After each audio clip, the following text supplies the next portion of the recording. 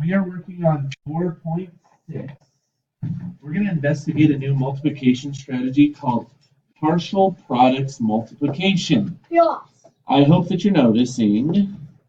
So why are we doing this? We're exploring different multiplication strategies, right? We want to find the one that works for you. We're going to look at, I guess we'll look at 3 or 4 different strategies in this unit. And this is our second one. And I want you to find what works best for you because we're always working on what fits you best. Now, the biggest idea with any of these multiplication strategies, folks, with your eyes down and writing on your papers, the biggest idea with these multiplication strategies is you have to understand the place value. If you remember at the beginning of the year, the biggest part of our lessons, people writing on their notebooks, can we stop, please? Need your eyes and ears, please.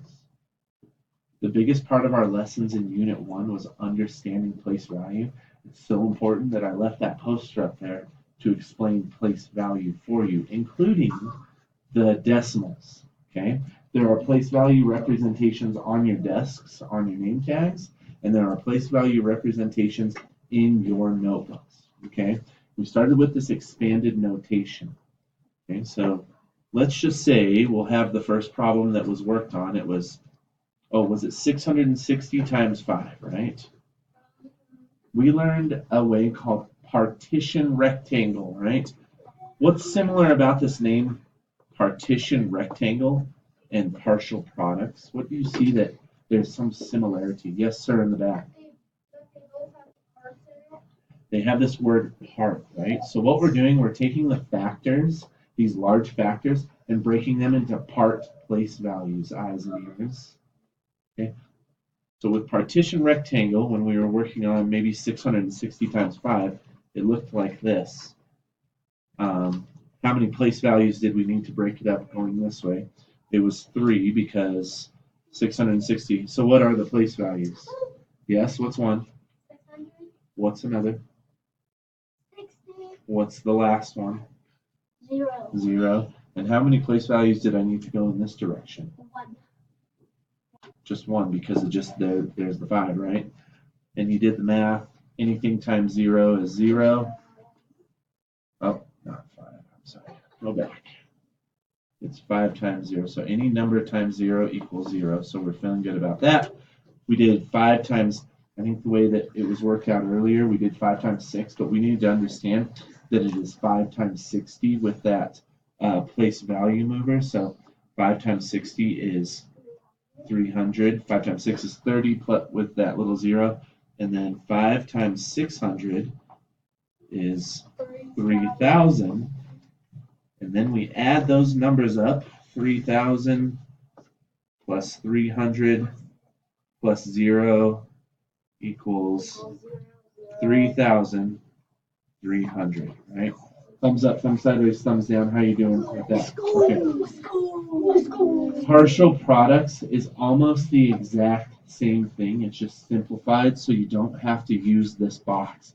So we'll set it up like this, 660 times 5, okay? And you're going to do this, and I call this the bow tie method, especially when there is, when there is 2 place values by 2 place values. But I draw these lines just to make sure I have this.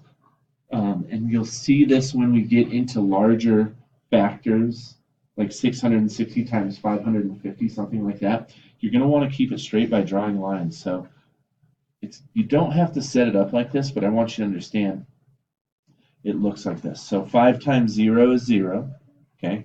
And we did 5 times 60 is 300.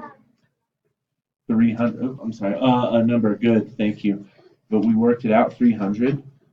And then 5 times 600, we worked it out, is 3,000. And then when you add them up, you'll also come up with 3,300.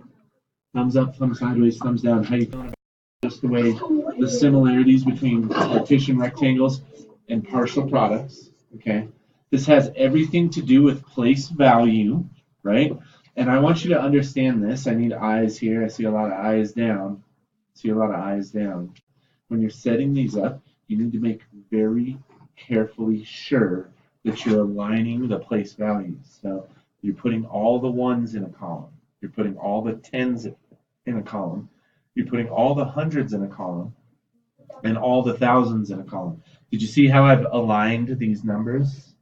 Does everybody see how well aligned it is? So when you do the addition, you're adding just the ones, you're adding just the tens, you're adding just the hundreds, and you're adding just the thousands. So it all comes together and makes sense. Okay?